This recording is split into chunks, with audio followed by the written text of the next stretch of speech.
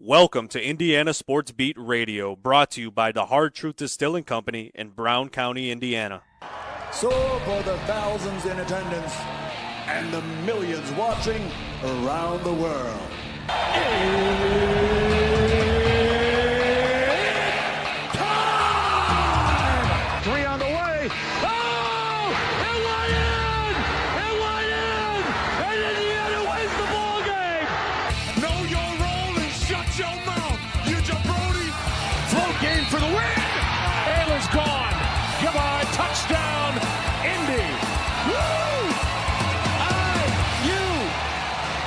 America! They got a football team now! It's pretty simple. I win. Google me. You know that I'm the cream of the crop. Now, from the Hard Truth Studios, here's Jim Coyle.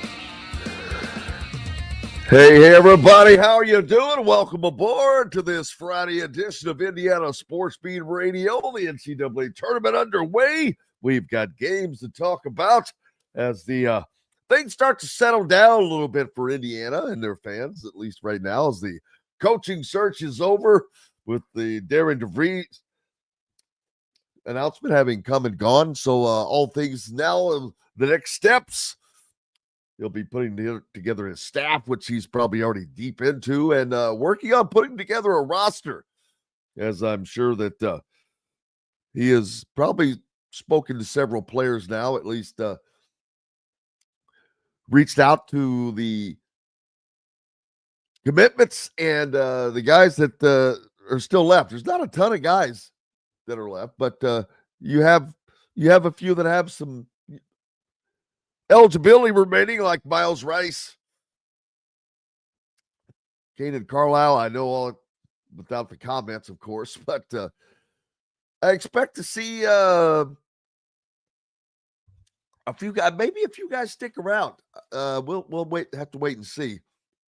But all the players have not stuck their mentioned entering the portal yet, so it's a little surprising, to be honest with you. How's everybody doing? Are your brackets busted already?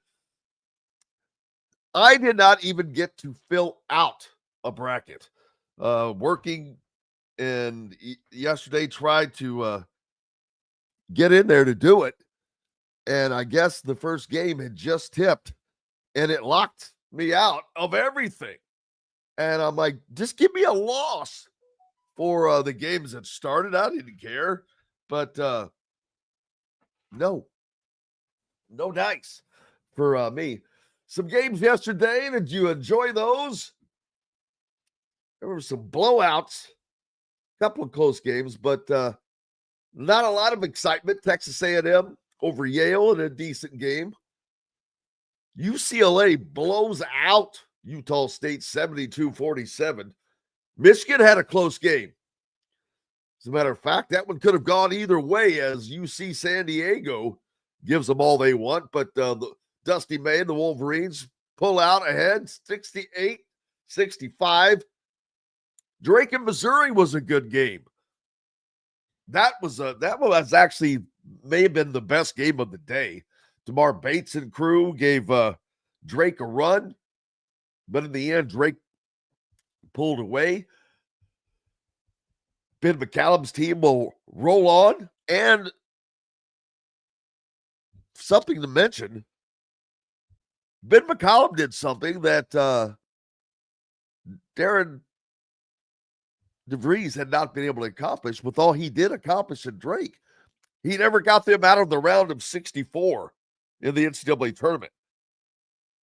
Yesterday's tournament win for Drake was their first since 1971. So congratulations to Ben McCallum. Oh, and McNeese State, upset of the day. This is the upset of the day. McNeese with Will Wade, who is heading to North Carolina State, upsets Brad Brownell and Clemson. Boy, that would have been something for Indiana fans to jump on had that went a different way. But Will Wade, his train rolls on. More games coming today. An entire matchup of 16 more games. There's plenty of other games that happened. Houston, an easy winner. Tennessee, easily over Wofford. St. John's. Oh, and we're going to have our first fun matchup of the tournament. John Calipari's Arkansas squad is able to hold off Kansas and Bill Self as the Jayhawks get bounced in the first round. That's the first time that has happened since 2006. But SEC getting a big win there. But we get a matchup between Rick Pitino and John Calipari. So that's going to be interesting. And while Rick Pitino is one of the greatest coaches in the history of college basketball, and I think possibly the best coach that's still coaching today, I don't consider Calipari a good coach personally. But the head-to-head matchup between those two, it's mind-boggling. Calipari holds a 14-2 lead in that. They were 4-4 until Calipari went to Kentucky.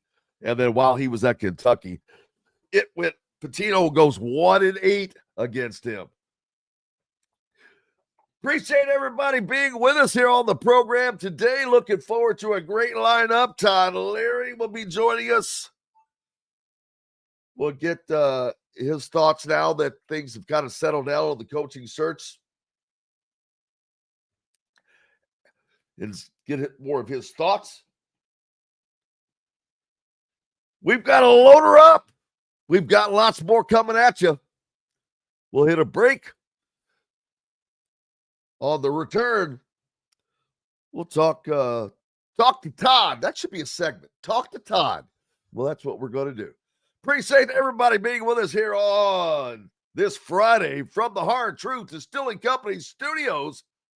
We've got lots more coming up. Back with it in 2 minutes. At Ben Davis Chevrolet and Ben Davis Ford in Auburn, we're your one-stop shop for all of your automotive needs. We have the area's best selection of over 300 vehicles, including new cars, trucks, vans, and SUVs. Plus a huge selection of pre-owned vehicles in stock. And if we don't have what you're looking for, we'll find it for you. We also have top-of-the-line service and parts, plus a collision repair center, and we're competitively priced on everything. For sales, service, collision, parts, and more, we do it all. Come see us today or visit us online at BenDavisChevrolet.com and BenDavisFord.com. Whether it's a night out with the family, after work with colleagues, or catching the game with friends, Bubba's 33 is the place for you. Bubba's 33 offers a mouthwatering menu of selections that are all made from scratch every day.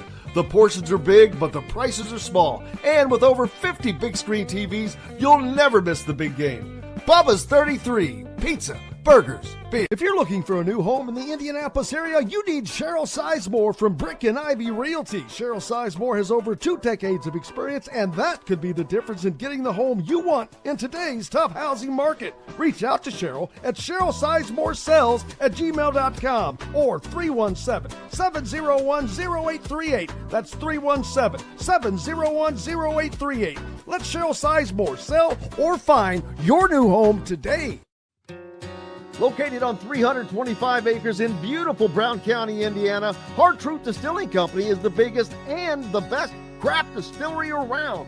While Hard Truth is already known for producing internationally awarded whiskeys and spirits like Hard Truth's sour mash bourbons, sweet mash, and hard road ryes, as well as their cinnamon vodka and the always popular toasted coconut rum. Hard Truth Distillery offers so much more.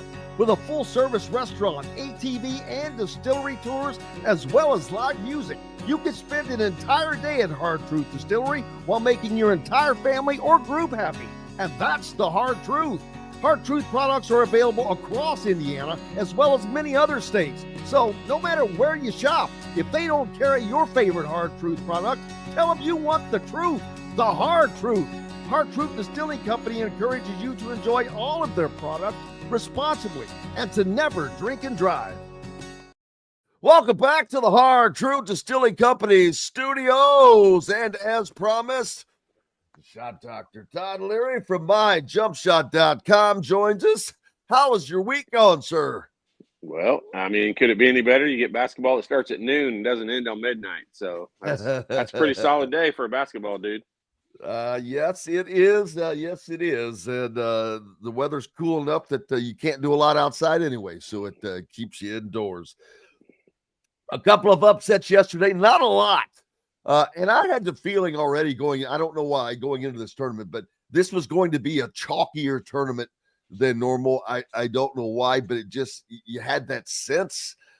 Maybe I think it's because it seems during the portal era there's been an equalization of these teams. And even though we had so many upsets in the past, now it's not so much an upset, really. There's so many teams that can play well.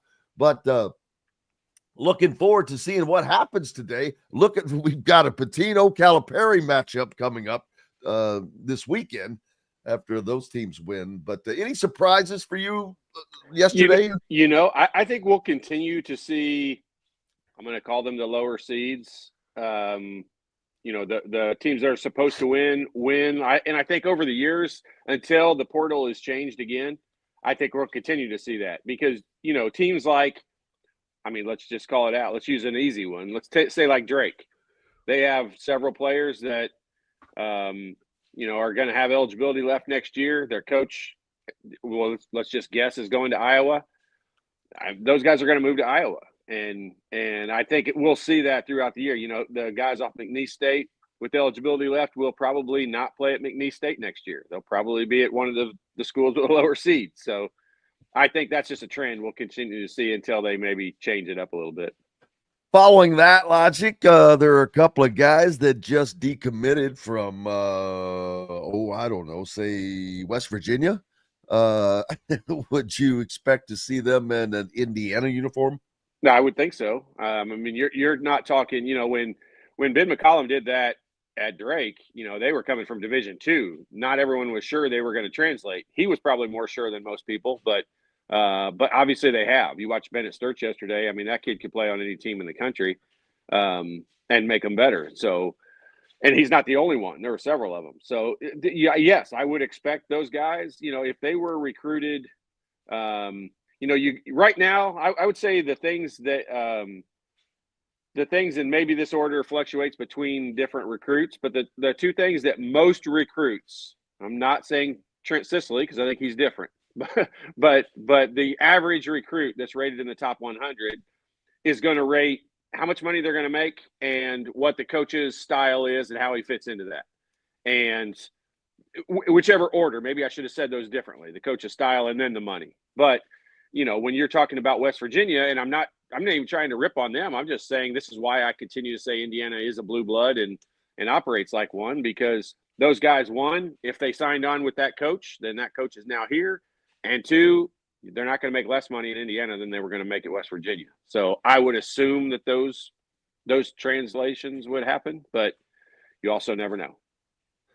Will Wade talked about yesterday, after winning yesterday, while he's heading to North Carolina State, is telling the truth, which that's a no-no. Apparently that's a no-no.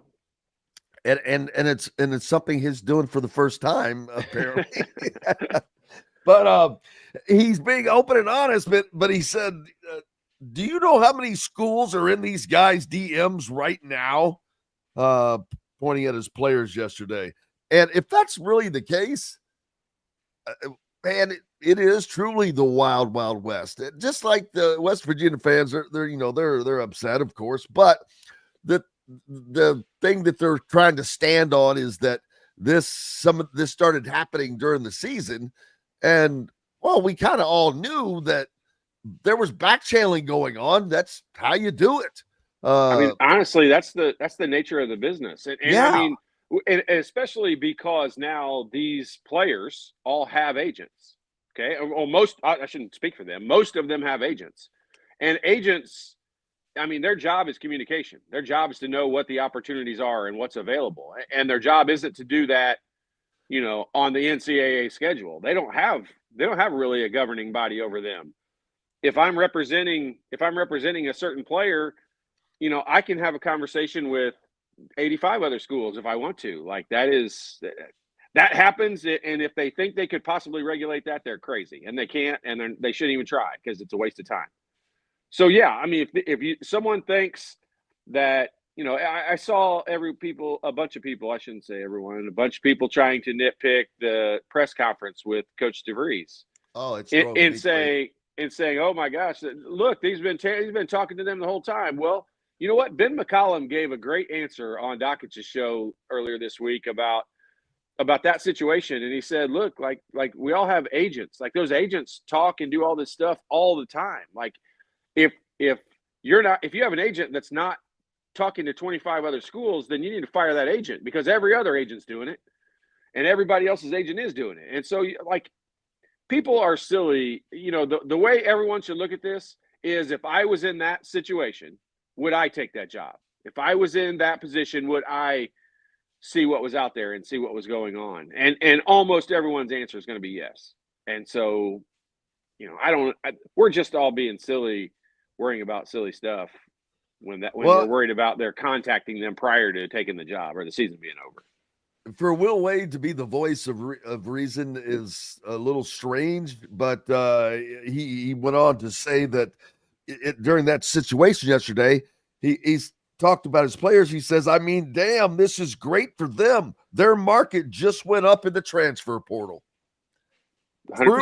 Truer words have never been said. But gosh, that really, it kind of takes away it, but you're like, it's kind of like learning Santa Claus is not real. But it's true. Hey, it is true. And the fact that he says it, like, whether you like him or don't like him, I think he takes a lot of criticism because he's more honest than most people when it comes to those press conferences and the transfer portal and his desire to go to another school. Like, because the common answer that every coach gives is, I'm focused on my team, and that's all that I'm thinking of or worried about.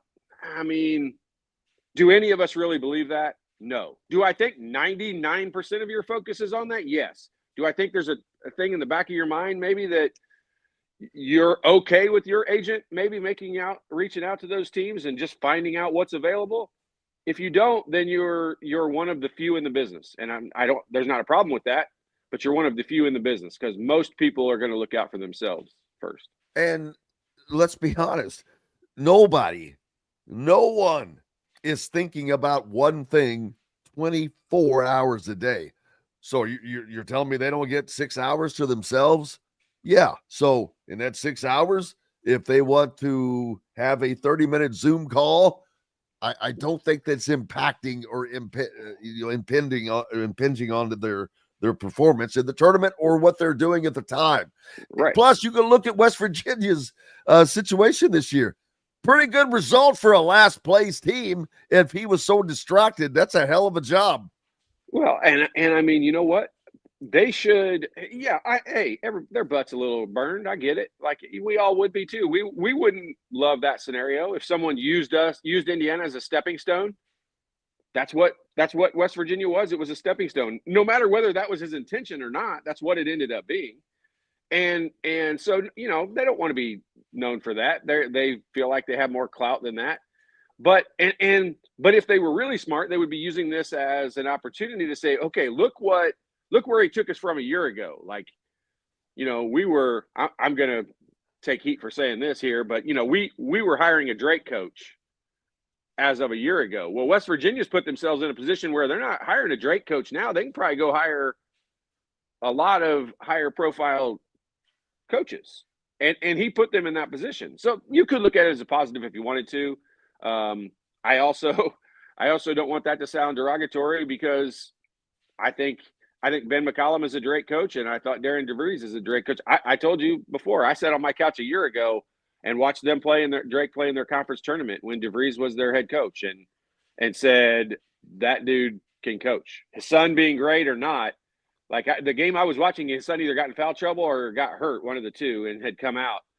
and that team still clicked on all cylinders. And that was a pretty darn good sign, because you had the conference player of the year for 2 years in a row that came out of the game, and they still clicked right through that, got all the way into that tournament. So, yeah, we'll look forward to seeing his son play for Indiana to see what he can do for the Hoosiers. And seems like Trent Sisley is a recruit that has a similar game to him. He's a wing as well. But is he a wing or a guard, Tucker DeVries? I mean, he plays a lot. Like, what would you describe Danny Wolf as? 2-3 hybrid. Yeah. I mean, Danny Wolf probably. Danny Wolf is a point center. Right. Well, I mean, the ball was in Tucker DeVries' hands a lot. Like, he played a lot like the Bennett Sturts kid yesterday. Now, that's a tough one to say coming off of, I mean, he had a really dominant performance yesterday. He probably has the ball in his hands a little more than maybe Tucker did, but I mean, Tucker DeVries can do it all. Like, he can score on all the levels, and he can distribute. And the fun part, like, obviously we are biased to Trent Sisley, and I think it's going to be great for Trent to be able to play with him and learn from him and have a coach that, because Tucker's going to be here for 1 year, and have a coach that is very comfortable with the player playing that role. Like, you're pretty much have an apprenticeship for the next year under a guy who's, 2-time conference player of the year and probably going to be a preseason All-American. So, I mean, we're just saying one good comment after another for things that can happen for Indiana University and the recruits coming in. Absolutely. And it's just, I wonder if having a slight jump, it's not going to be that big of a jump. The portal opens on Monday, and several of the coaches, well, I guess not several, because there's going to be several that are out this weekend. But it gives a little bit of a jump on the portal. And here's something else, Todd. I'm not sure if you're aware of this. I wasn't aware that it was taking effect, but beginning next season, the scholarship limit goes from 13 to 15. So now that gives you more room to have everything you need. That's pretty impactful, being able to have 15 guys on a roster. I mean, it's impactful for teams that are going to have major injuries, I guess. I mean, can you name player 11, 12, 13 on Indiana? Like, I can't. Nope. Because well, these teams have been getting down to like 9 and 10 man rotations. Some do. Right. And some do. And we know, like, what it's like.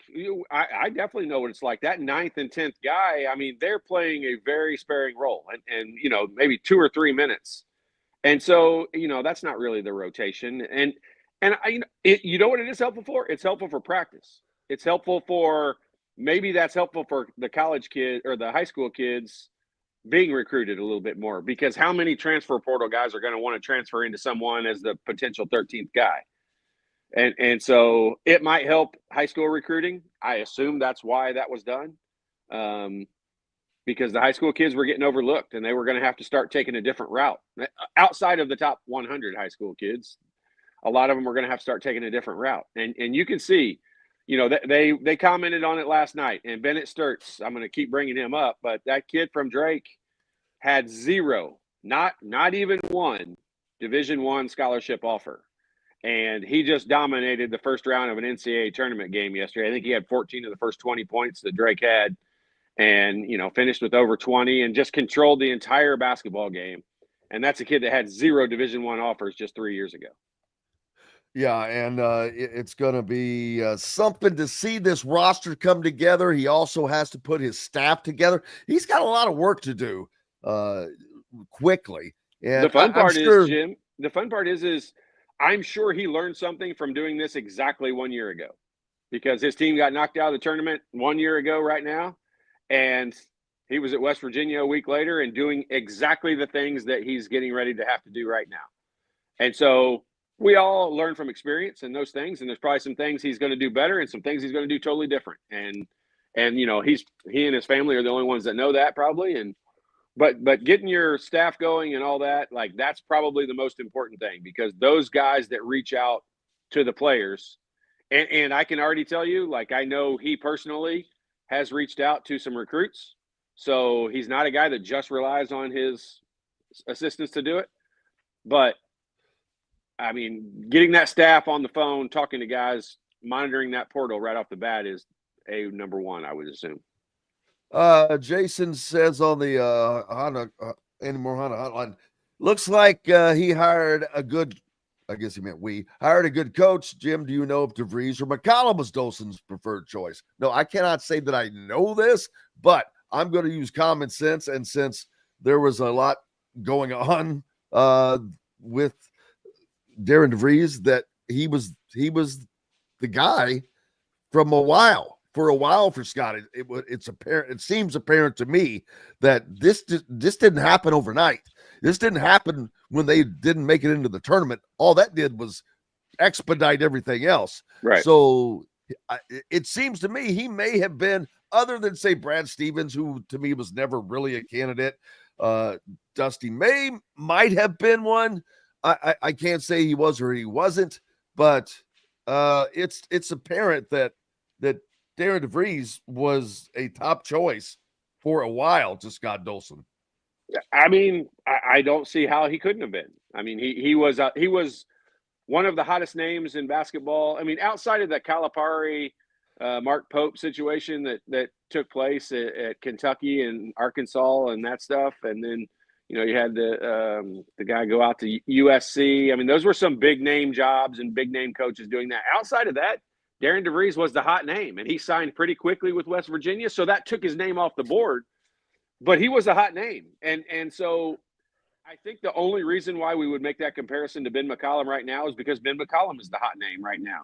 And a week from now, whenever it is that he signs somewhere else, if that's the case, then people will stop talking about him right away, and you'll almost forget how hot his name was. But I think when you're looking at, I think their styles are similar between McCollum and DeVries, if that's the question and who you're asking to compare.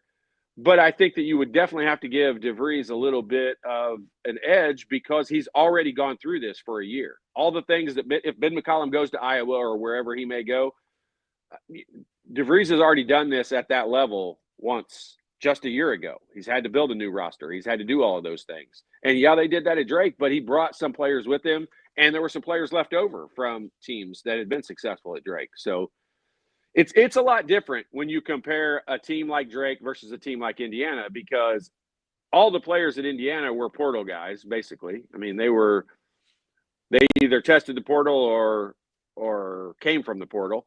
And at Drake, like, your guys are going to leave from the portal and go from there to another school.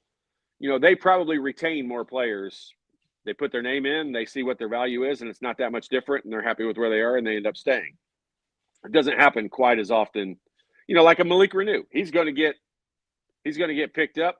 I mean, look, I'll be bold enough to say, like, you watch this Purdue team, and I hope they make it all the way to the Final Four again. But when they're knocked out, I think we'll probably see some names in the portal that people will be a little bit surprised about. Really? I do. Just because of anybody that goes in the portal from Purdue would be a surprise, probably, because we've only seen that happen once, and that was kind of a forced situation with Mason Gillis and the other dude.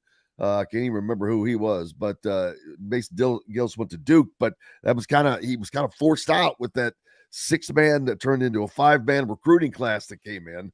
There wasn't no room at the end for him, but I've said all along that when you bring in a class like that size, the portal is going to catch up to you. You're going to have to hit the portal. So I think Matt Painter is going to have to start making an adjustment into the world of the portal. Yeah, I mean, that's not their style, and I don't know that I agree with that or not. I mean, I understand what you're saying. And I don't mean like I don't mean a big, but he's going to have to dip into it because I think he's going to start losing guys to it. There's where you're right, and why I think you're right with that is because I think these players have created a value that is bigger than what Purdue is going to be willing to pay, and I think it's just going to be human nature. I'm not going to say all of them are going to leave, but I think that their big three, I think they're going to test and see what their value is. And then if Purdue matches that value, I think they would all love to stay. Like, those are good kids that come from good places, and they have gone to Purdue and done the right thing. But their value is high. Their value is going to be very high. And to break them up and split them out across the country, I think their value is a lot higher at other schools than it's going to be as a collective at Purdue. But we'll just see. Like, hey, if it was your son, that's the way that I would look at it. If it was my son and the offer was significantly higher somewhere else, I mean, yes, you want him to be loyal, but you're talking life-changing money. We're not talking about my scholarship's better over there than it is here. No, we're talking life-changing money. And so not very many people that aren't billionaires would make that kind of decision to tell their kid to stay and be loyal. And I hate to be that way because that's the way basketball used to be. It's just not that way anymore. It's a different game. It is a different world. It's definitely a different business. Well, it's not only different, it is a business bigger than it's ever been. It is now big time business. For the players, it is. And it has to be ran as a business now. And that's why you're going to see a little more aggressive talks between schools and coaches. Before, it would have been you get permission from the school before you could talk to the guy. That stuff's out the window now. It is the wild, wild west in a way. When I was in school, you couldn't have an agent. Like it was like you couldn't even talk to an agent prior to your last basketball game. And now they're encouraged. They have to have agents, and they have agents that are working on their playing contracts. They have agents that are working on their NIL deals. Like, they got agents for agents, and that is different. And so, yeah, of course, your agent better always be working for you, or go back and watch what's the Tom Cruise agent movie? Oh yeah. I know what you're talking about. I always try to say Moneyball in my head, but obviously it's not Moneyball. But show me the money, baby. Yeah, show me the money. And that's what your agent better be doing. It's not Jerry Maguire. Jerry Maguire. It's not show friends. It's show business, and that's what it's become. These players didn't make it that, but that's what the game is, and they have to. Thanks, Brian. Jerry Maguire. I'm just how old I'm getting. I can't remember movie names like Jerry Maguire. Yeah, I had to start running some scenes through my head to get it in there. Show me the money. Great scene. Now I can't get that out of my head. Sing it, Jerry. Sing it, Jerry. That's right. Say it like you mean it. Say it. Oh, well, we've got to take a quick break. We've got the money man with us, the Shot Father from myjumpshot.com. Don't forget, if you have a kid, a nephew, a niece, a neighbor, whomever, anybody, it's a great gift. Improve their basketball skills overall, especially their shooting and all-around fundamentals. Go to myjumpshot.com and get taught by one of the best. We're back with more from the Hard Truth Distilling Company studios right after these messages. Located on 325 acres in beautiful Brown County, Indiana, Hard Truth Distilling Company is the biggest and the best craft distillery around. While Hard Truth is already known for producing internationally awarded whiskeys and spirits like Hard Truth's sour mash bourbons, sweet mash, and hard road ryes, as well as their cinnamon vodka and the always popular toasted coconut rum. Hard Truth Distillery offers so much more. With a full-service restaurant, ATV, and distillery tours, as well as live music, you can spend an entire day at Hard Truth Distillery while making your entire family or group happy. And that's the Hard Truth. Hard Truth products are available across Indiana, as well as many other states. So no matter where you shop, if they don't carry your favorite Hard Truth product, tell them you want the truth, the Hard Truth. Hard Truth Distilling Company encourages you to enjoy all of their products responsibly and to never drink and drive. Ugly Grouper, located on beautiful Anna Marie Island, Florida, is the place to be, and not just because they have unforgettable meals, including locally sourced seafood. The Ugly Grouper has your favorite craft beers and cocktails, along with live music every day. The Ugly Grouper is family-friendly, able to host private parties, and has the biggest grouper you've ever seen. The Ugly Grouper is the place to be on Anna Marie Island, Florida. Tell them Indiana Sports Beat sent you. Go to theuglygrouper.com for more information. When it comes to apparel and promotions, Freethink has you covered, literally, whether it's 24 or 200 shirts for sports leagues, businesses, or groups. Freethink Apparel and Promotions can also create your very own merchandising store. Freethink Apparel and Promotions did it for Indiana Sports Beat Radio, and they can do it for you. Whether it's screen printing, embroidery, digital printing, promotional products, vehicle wraps, or anything else under the promotional line. See what Freethink Apparel and Promotions can do for you at freethinkapparel.com. At Ben Davis Chevrolet and Ben Davis Ford in Auburn, we're your one-stop shop for all of your automotive needs. We have the area's best selection of over 300 vehicles, including new cars, trucks, vans, and SUVs. Plus a huge selection of pre-owned vehicles in stock. And if we don't have what you're looking for, we'll find it for you. We also have top-of-the-line service and parts, plus a collision repair center, and we're competitively priced on everything. For sales, service, collision, parts, and more, we do it all. Come see us today or visit us online at bendavischevrolet.com and bendavisford.com.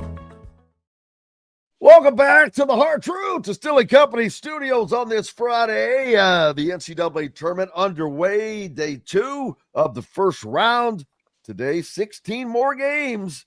This is one of the 2 biggest days of the tournament. These first 2 days, man, you just get a cornucopia of games coming at you. The Indiana women also play today down in Columbia, South Carolina.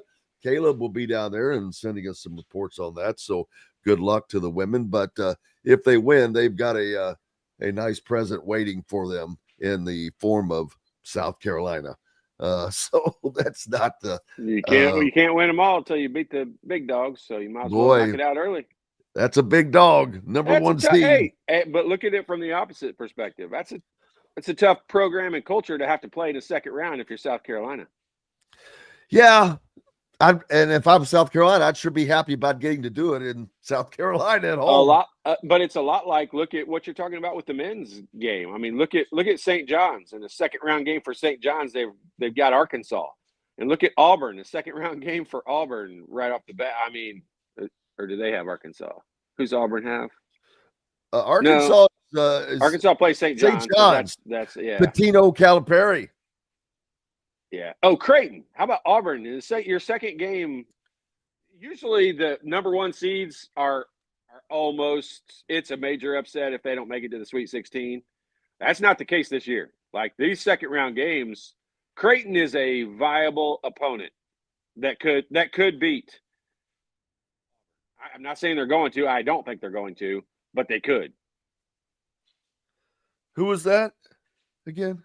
Auburn's playing Creighton in their second game. Yeah. That's it. That's game that 2. They're the number 1 overall seed. Auburn is the number 1 overall seed in the tournament, and your second game is against Creighton. Yeah, I think Creighton is ranked in the top 10 at one point in time this season. Like, think about that. That was screwy. The seed. That's the seeding one thing. The seeding was off this year. Year, Jim, we could go back and say that about because Indiana was one of the snubs. We kind of lost a little bit of the impact of the seeding, but Michigan's seeding was absolutely ridiculous. Terrible. I've never seen a Big Ten tournament champion have a 5 seed. Well, or flip it around and say finish that behind that many teams seated above them. Like they won the Big Ten tournament and finished in the top 4, so they got a double bye of the regular season. So it's not like it was a fluke they won the Big Ten tournament. They were already seated pretty high. And to get a lower seed than Purdue and Maryland is crazy. Now, I'm not saying Purdue and Maryland were wrong. I just think Michigan's was wrong. Definitely. And maybe sometimes it works out in your favor, but it'll all come down. It'll come down to matchups. So we'll see how that rolls on from there.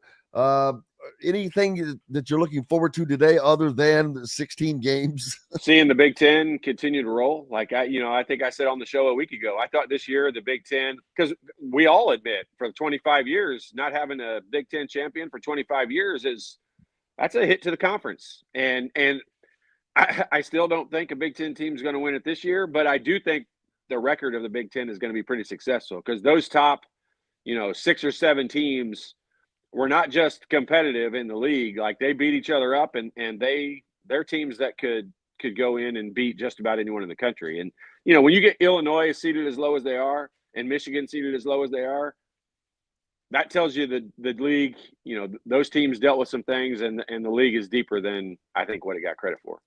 Well, half of the Big Ten teams were in action yesterday. The remainders today as they went 4-0 on yesterday's slate, and so they'll have 4 more teams today. Yeah, it would be nice to see them go 8-0, and that's why I was watching that Kansas Arkansas game, and I was torn. I'm like, I'm not a big fan of Bill Self in Kansas, and I'm definitely not a fan of Calipari. Yeah. So, or the SEC. So I was like, Jessica last night was like, who do you want to win? And I said, no, can they both lose? Like, if there's ever a game, can they both lose? That's the one I wanted.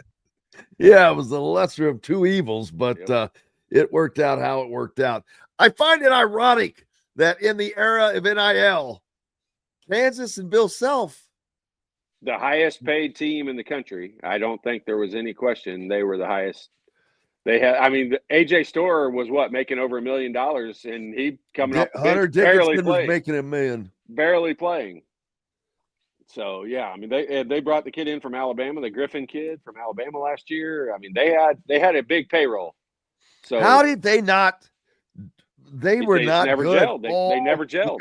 They didn't. It never fit. And I felt like Hunter Dickinson had good numbers at Kansas. I admit, I think he had pretty good numbers at Kansas. I don't feel like he ever fit in. I think he was a little different center than Bill Self was used to coaching. And I just don't think he ever quite fit. The puzzle piece wasn't quite there. And he and Harris, you would have thought they would have been, Harris being, I think he might have been a 5th year. At least he was a 4-year starter at Kansas. I would have thought they would have gelled a little bit better together, but I just never felt like they meshed as well as they should have. And then they brought in some pieces this year. AJ Storer was at St. John's, and then he was at Wisconsin, and then he was at Kansas, and that's 3 consecutive years. And so I don't know the kid at all. I don't want to start rumors or say anything derogatory. I'm just going to say, in my experience, kids who jump schools like that, the problem is generally not with the school. And, so he didn't produce near what I think they thought he was going to produce. I thought he was the star of the transfer portal last year. And for whatever reason, he got benched a little bit at Wisconsin last year, and he got benched at Kansas this year. And so there's something going on there. So they just never, bringing in the best players doesn't always just work. They've got to still be able to play together. Well, and that is a definite assertion to show you it's got to be the right fit. Yep. You need, just like with Indiana football, they were successful because they had guys that were all the right fits that had talent. Now, Kurt Cignetti has to take that up with even more talent, but still players that fit. And it's a delicate balance act that you have to run no matter what kind of a team you have. You've got to have a fit, but it's better the talent, the better you're probably going to be as well. Yep. Yeah, that was the Coach Nye theory. Like, he had a system, and he got players that fit within his system. And he didn't, there were, outside of Isaiah Thomas, and I'm sure there's a couple others, but mostly he recruited guys that were going to facilitate the offense and run it the way that he wanted it run, not change his offense to fit the style of the players that he brought in. And that was kind of the old way. And I don't necessarily think that's as successful as it was back then. But there is some things to it where if you've got a coaching style, you do need players that, it's a lot easier on you if you bring in players that fit that style. And bringing in a guy that wants to run and gun to go play for Ben McCollum is probably not the ideal circumstance for that player. And these schools, Indiana's, with Coach DeVries, like, they're going to need to bring in some athletes. They're going to need to bring in some rebounders. They're going to need to bring in some tough physical guys and some height, because we don't have a ton of height right now. So anybody stand out in yesterday's games that you're like, oh man, this is a team to look out for? A particular team? Well, Drake with their style. You saw what they did yesterday to Missouri. Why is that being looked at as such a upset? I'm like going, upset? Had just I because known of the that seed, they were because of the seed number, because of the buy. And I'll say this: I look, the SEC was the best conference college basketball has ever seen this year. That is my opinion. Okay, but I do think they were overvalued in some of their seeding, and that's what I'm talking about. Drake is, well, I think they were an 11 seed.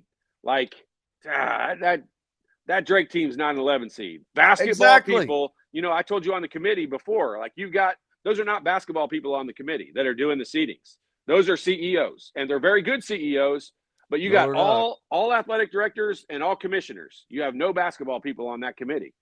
And I can tell you, you put a room full of basketball people to say, does a 6 seed want to play Drake as an 11 seed? Basketball people are going to say Drake's not an 11 seed. That's not a thing.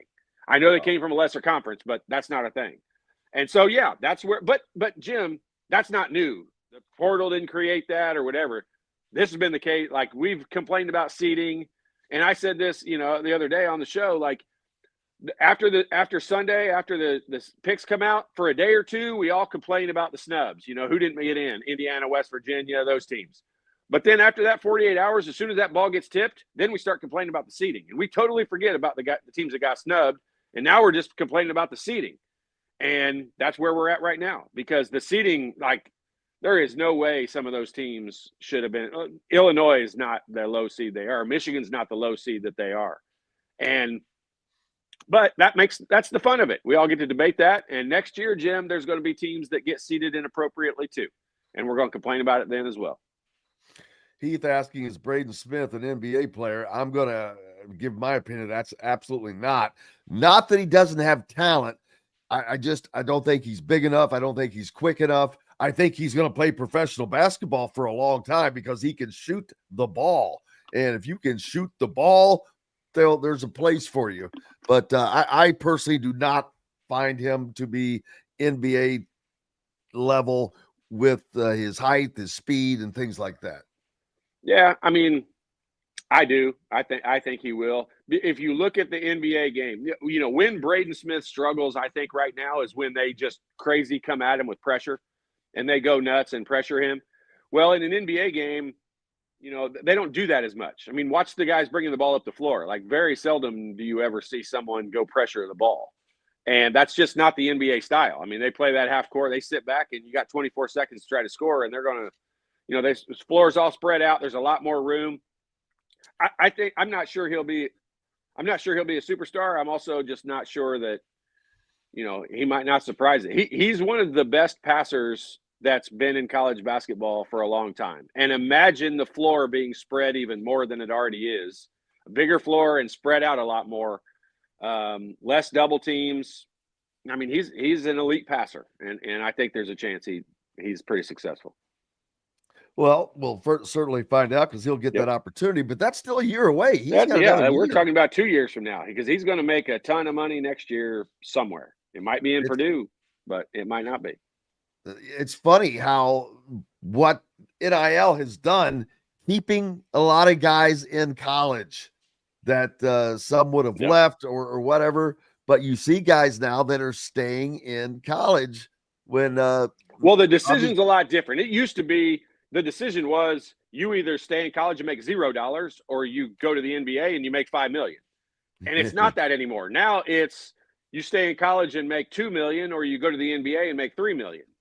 And so you're like, okay. But, it's an extra year of wear and tear on your body.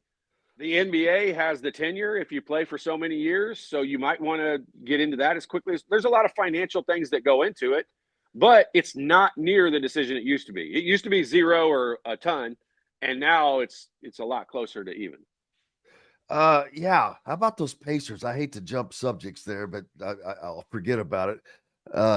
They've been winning the thrillers, man. Yeah. The Halliburton 4-point play in the corner was pretty fun. That was special. Yeah, they're having some fun runs right now, and without Tyrese Halliburton, so that's always good to see them roll on. Someone put up a comment that I found kind of funny. There we go. Robert asked, "Who's going to go after Mike Woodson now that he's available?" Yeah, I wonder where he might end up. I'm gonna say on lounge chair somewhere. Or a golf course. A golf course near you. Wait, hey, you got a lot of money and you have a great name. Why not go and just enjoy it? Like, I mean, people are like, I get it. I know what you're saying. We're trying to be funny. Yep, I get it. Yep, the answer to that, we all assume, is nowhere is going to be knocking down his door. But you never know. Hey, if he's not done with basketball, I'll tell you where he's going to end up. He's going to end up right back as an assistant coach on an NBA bench, because that's what the NBA does, and they take care of the NBA guys. And there's nothing wrong with that. Nope. People helping people. As Vince Vaughn said in Wedding Crashers, people helping people. So now that this is settled in a little bit more, thoughts on the hire for Indiana? Anything else has come to mind that you've thought about or read? No. I mean, I go back to I think the way I felt about it from the very beginning, and that is, I hope that he walked into his press conference, and I hope he stunk at it. He didn't, but he kind of stumbled through his pre-written statement and all that stuff. That's what I want. I want a basketball dude. I don't want some polished guy that's dressed like Calipari that comes up there and wows me and gives me a bunch of, philosophy verses of all these different things. You could tell he couldn't wait to get out of there, throw a whistle around his neck and start recruiting and start coaching. And that's what we want. And, we want people. I want a basketball dude at the university that I root for the most. And I think we have a basketball dude. I think you're exactly right. And it was kind of funny. And you were at the presser, which I did not know. I found out later. I was hiding in the back. I figured that at the end, but I had texted you back, but it was still just sitting there spinning when I looked down at it. But and I never saw you in there. But I did find it kind of funny that he did stumble through his written things, and he was a lot better speaking once he just was free flowing. You know what I like the most, Jim, and he wasn't giving a presentation. So, like when the question part of the thing took place and everyone was asking a question in the press room, the person that asked him a question, I saw you ask him a question, but every single person that asked him a question, he looked directly at that person. He looked them straight in the eyes, and he answered their question straight to them. It wasn't a presentation to everybody.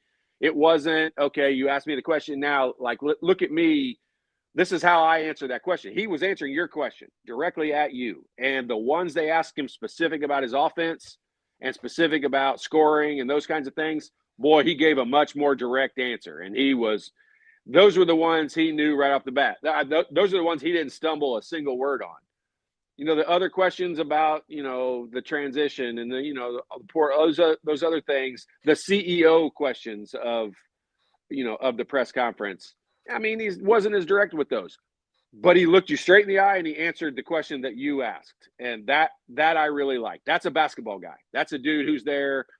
If there's no show part of what's going on, it wasn't about him. It was about you. You asked the question and he answered your question directly to you. And I noticed that with every single guy in there that asked him something. He stared them straight down and answered their question. And I don't know why that resonated with me. Maybe other coaches don't do that, but it stuck out to me that he did it. And I really enjoyed that part of it. Absolutely. Todd Liry, the shot father, myjumpshot.com. Hit it up. Appreciate you, brother. Have yourself a great weekend of basketball. It'd be hard to have a bad weekend this weekend. Appreciate you as always. See you, buddy. Yep. We've got lots more coming up after we hit these breaks from the Hard Truth Distilling Company studios. Back with more right after this. Located on 325 acres in beautiful Brown County, Indiana, Hard Truth Distilling Company is the biggest and the best craft distillery around. While Hard Truth is already known for producing internationally awarded whiskeys and spirits like Hard Truth Sour Mash Bourbons, Sweet Mash, and Hard Road Rye, as well as their cinnamon vodka and the always popular Toasted Coconut Rum. Hard Truth Distillery offers so much more. With a full-service restaurant, ATV, and distillery tours, as well as live music, you can spend an entire day at Hard Truth Distillery while making your entire family or group happy. And that's the hard truth. Hard Truth products are available across Indiana as well as many other states. So no matter where you shop, if they don't carry your favorite Hard Truth product, tell them you want the truth, the Hard Truth.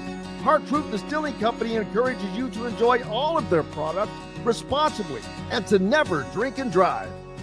If you're looking for a new home in the Indianapolis area, you need Cheryl Sizemore from Brick and Ivy Realty. Cheryl Sizemore has over 2 decades of experience, and that could be the difference in getting the home you want in today's tough housing market. Reach out to Cheryl at CherylSizemoreSells@gmail.com or 317-701-0838. That's 317-701-0838. Let Cheryl Sizemore sell or find your new home today. Whether it's a night out with the family, after work with colleagues, or catching the game with friends, Bubba's 33 is the place for you.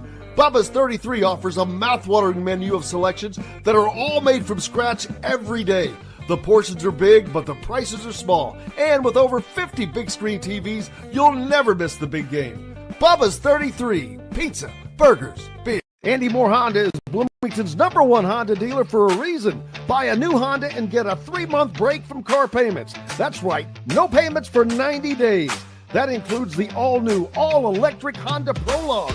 And you get it for just 0.9% financing. Or the 2024 Honda Ridgeline Black Edition or the Honda Accord LX, both for just 1.9% financing. Get more to your door from AndyMooreHonda.com, Bloomington's #1 Honda dealer and your best place for new and used vehicles. Welcome back to the Hard Truth Distilling Company studios on this Friday of the NCAA tournament weekend. Hope everything is going well for everyone and you're enjoying the opening rounds. I did not get to see hardly any of it.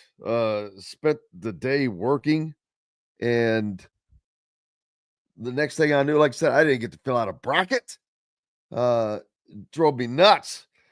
But gonna try to change that today. It's Friday. I'm gonna pretend it's the weekend sooner, and looking forward to it. Zach Osterman will be on with us here in a minute. And Alec Lasley is supposed to join us too. We're going to see if we can get him in at maybe a different time. Shiron Wilkerson on the program as well. Former IU player, now the head coach down at Jeffersonville High School as they take another shot at trying to get to the state championship game. They've got 2 games to go to get that accomplished, and those come up this weekend in the semi-state. So, looking forward to talking to Sherron here in a little bit as well. And see how things are going. Especially looking forward to Zach as we can get an understanding. There it is right now as he begins to join us. Zach, how you doing, buddy? Hey, sorry, it was like StreamYard couldn't remember me. I had to reallow all my permissions. And, I mean, I literally just used it last night to podcast. I'm not sure what the deal was there. I had to re-sign in, and oh well. Anyway, technology is never friendly sometimes, especially when in the moments that you need it. Now that things have settled down a little bit, anything that has changed or that you've seen is in this with this hire? I think that it's a good hire, and I think it is just going to continue to prove to be that as the days and weeks move forward. I mean, basketball people seem to really like it. I mean, there were a lot of people telling me Indiana needed to target Greg McDermott, throughout the course of the search. And I think there's not that it works exactly this way, but I think that there's a little bit of a feeling like this is sort of, going and getting Greg McDermott, but younger. And again, I know that is not a perfect way to sort of see that, but I think what I'm trying to say. I mean, time will tell whether or not Darian DeVries is capable of kind of pulling this together and pulling it in a better direction. But what I would say is more than anything else, I just think it feels like it has provided a lot of what Indiana probably needed, which is a bit of a breath of fresh air, not too much fanfare. I don't think Indiana fans were in the mood by and large to sort of feel like they were being sold to, if you know what I mean, feel like they were, sort of being forced to kind of like attend a pep rally, basically. And, now the question turns to staffing, it turns to roster construction, and, we'll just see kind of what particularly what kind of roster I think he's able to pull together here in the next 2 to 3 weeks. Yeah, and while he does get a little jump on the portal, I'm not sure it's going to be enough to matter because there necessarily won't be all the players in it yet. Several of them are still playing and not able to get into the portal, which opens on Monday. Indiana players can enter that now. And it is good to note, though, that not all of the eligible Indiana players to do so have stated their intentions to do that. Malik Renew has, Gabe Cup has, but Bryson Tucker has not. Miles Rice has not, to my knowledge. So not necessarily, that's not to say that they won't, but it's always a good sign when you've got guys that, all right, I'm going to talk to this guy. Yeah, I mean, we'll see. My impression has still been for a little while that not that anyone was going to force a hard reset, but that pretty substantial turnover, both in staff and roster, was kind of expected. And that's, I don't know, I think that's just kind of part and parcel, especially anymore with, how normalized, sort of turnover has become. Obviously, anyone Indiana does want to be aggressive about keeping, I expect that DeVries will have, comfortably the sort of financial resources necessary to, be competitive for if there is a player on his roster who might want to entertain other options, other opportunities, but that he'd like to keep. I think Indiana at least will be able to be competitive from an NIL and rev share perspective there. And, as I think you pointed out, in terms of any new coach is going to want to sit down with all of his players, just at least to have sort of a respectful sort of two-way meeting. This one, may have to wait a little while because a lot of those players are on spring break, and, they'll start trickling back in here in the next, you would imagine, the next 48, 72 hours, because spring break is now over for all intents and purposes. But no, I mean, I guess I would still probably expect a fairly significant reset, staffing and roster. But, we'll see where it goes. I think already, we've seen, obviously, Trent Sisley kind of commit his future to the program. I think everyone expects Tucker DeVries to jump on board, kind of at some point in the not so distant future. There are some other players that Darian DeVries has connections to, like Connor Enright, who's in the portal out of DePaul. I think I believe he recruited Josh Dix, the Iowa shooting guard, out of high school.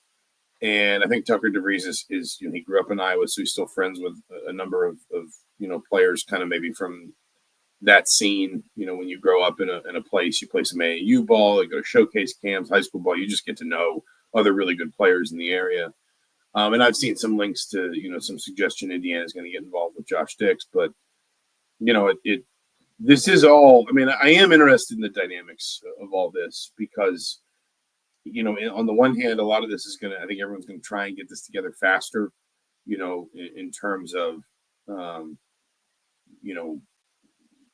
everyone's trying to get full NIL plus rev share, which means you got to be done by April 7th. Of course, the portal window proper doesn't open until Monday. So I think we'll probably see a big influx of players, not just off of NCAA tournament teams, but just in general on Monday and Tuesday. I think that's when you're going to see a lot of your busiest sort of portal entry activity. But it's worth saying, with full NIL plus rev share for at least 1 year, there might be some programs that are more capable of retaining a guy than they would have been a year ago, than maybe they will be in a year. So you might see, a little bit of a reduction in some pockets, particularly coming out of high major programs, because coaches may be able to say, hey, stick around. We're going to be able to take care of you. Don't you worry. But I do think the wider portal window, will gain a lot of steam coming out of the weekend. And I think that's probably where, if you're Indiana, you'll see, a bit more sort of action moving quickly. Yeah, and on the staffing, there are a couple of names that were already on his staff at West Virginia that are of note for certain, and one of which, in a lot of comments, I hope people stop confusing Tom Ostrom with Zach Osterman on these last names, because I keep seeing Osterman, and I'm like, it's Ostrom. It's Tom Ostrom. It's not Osterman. But I kind of would be a little surprised to see Tom Ostrom back in Bloomington, but that's not to say I know that that's the case, but that would just be a little surprising. Former Archie Miller assistant. Yeah, I mean, I haven't gotten the sense that Ostrom will be coming with DeVries. I mean, I've heard a couple names, and it's all been, pretty loose at this point, so I don't want to go over the top with speculation. I have not gotten any sense that Ostrom will come back. I think the other one that's been relatively quiet, and maybe that means he's coming, maybe it means it's not, is Corey Barnett, right, who played for Tom Crean at Indiana and was on Darian DeVries' staff. He's also been at UCLA and Nevada with Steve Alford. I at this point anyway, I haven't heard anything that tells me either of those coaches is coming to be part of DeVries' staff at IU. It doesn't mean they're not. It just means there's. I would be surprised that if Corey doesn't, because of his connections, but because of his recruiting ties, his family as well. They have great recruiting ties to the state and to the area. Yeah, I mean, you never know what somebody's ambitions might be too, though, right? You never know if I've seen times when an assistant coach seemed like an obvious hire, and then it turned out they actually wanted to go down a couple levels and be a head coach, or they wanted to, go back to high school, or something like that. I mean, I think of somebody like Ed Schilling, who had so much success, kind of in college, and then moving down to high school and coaching at Park Tudor, and then coming back into college, and now I think he's, if I'm not mistaken, Ed's the head coach of Pepperdine now. So, you never know what anybody's sort of personal ambitions might be, what their desired sort of path might be, if you know what I'm saying. Absolutely. And it's an opportunity to bring in fresh blood, like you said. And I do agree that there needs to be a reset of sorts for the fans, for everything, just to kind of set the tone that it's different going forward. And it's just a whole new regime, because there was a lot of holdover between Archie Miller and Mike Woodson. No, I mean, and Mike Woodson's staff got pretty big, which isn't necessarily a bad thing, but it does mean that, if a new coach wants to come in and has different ideas on staffing, there's probably going to be some extraneous pieces, sort of, floating around that maybe he doesn't need, or maybe he'd like to repurpose a certain position. So it's, I don't know. It can kind of go, both ways. You can maybe want that continuity, sometimes, at least sometimes you look at a guy and say, especially lower level staffers, and say, can you just give me a year or two, so that I don't have to go hire, 12 new positions or whatever. On the other hand, I think it's probably also fair to say that with the way the portal is now, it's almost like what you need is just the parts of your staff that really are going to be most necessary for executing, good visits in the portal. Sprint through that, build your roster, then you kind of get the other side of the Final Four, maybe tax day, and everything quiets down so much that then you have time to dig into more of the, the maybe specialized elements of your staff a little bit more. So, I mean, I've seen it go both ways, and I think your point's valid that there was more holdover than maybe we expected from Archie Miller to Mike Woodson. I've also seen times when it was basically just, I think from the turnover from Tom Crean to Archie Miller was a pretty full clean out, in terms of staff and in terms of, sort of support structure around the head coach. So I've seen it go both ways. Like I said, my sense is that the mood or the climate is probably leaning more toward a pretty substantial turnover, but we'll see. Yeah, and so now Indiana has the task of putting all this together, and it seems like the one thing I've been surprised by, and I guess I shouldn't be, is the comments by a certain faction of the fans, which we kind of knew that because there was no name that was going to happen that everybody was going to be happy. But what I'm surprised by is the negativity is like negative. It's just, I'm like, you know what? I don't consider myself enough of an expert to make those kinds of comments. And I don't think that most of these people are either. And I think this is just losing lash. IU fans are tired of not winning, and rather they want that so badly, and they just feel like they've been burned over with Archie Miller and then with Mike Woodson, and they're not trusting. They're not very trusting right now.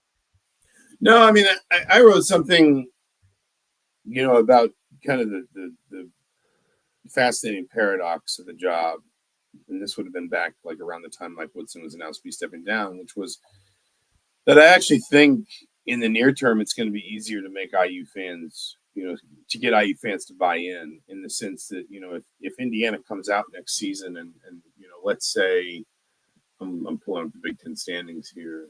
Let's say Indiana has Illinois' season next season, 21-12, 12-8 in the conference, 6th seed in the NCAA tournament, some nice wins, beat Arkansas. I mean, I think Indiana fans would love to beat Wisconsin home or away at this point. They beat Missouri on a neutral floor, et cetera.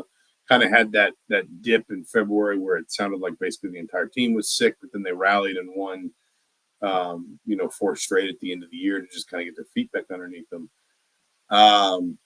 If you had that season, something approximating that season, nothing generational, just really solid, really sound, and now we'll see what Illinois does in the tournament.